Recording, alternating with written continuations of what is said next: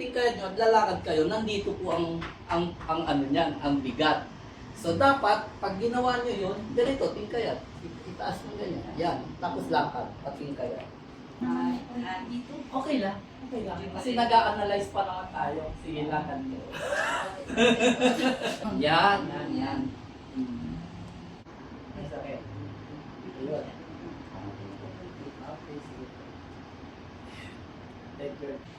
Kaya meron na agad problema. Meron na akong isang nakita. Upo ulit. Sakit? Ano may lumalabot pa? Yan. Meron talaga. Eh, wala. Ay, di ba? Sabi ko sa inyo, hindi totoo eh. Masakit pa? Diyan. Okay.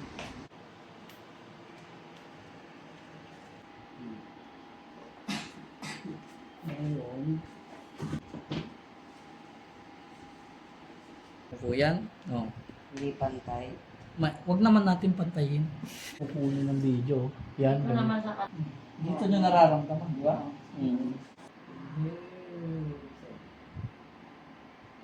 Ay. Okay. Say.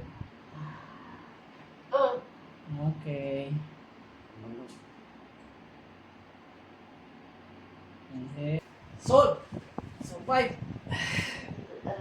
Sige lang po, sige lang. Pikit nyo yung mata nyo, pakiram. Ayun. Nangangig ni mama. Ayun. Ayun, salamat. Ayun, salamat sa Diyos. Ngayon, balance na yan.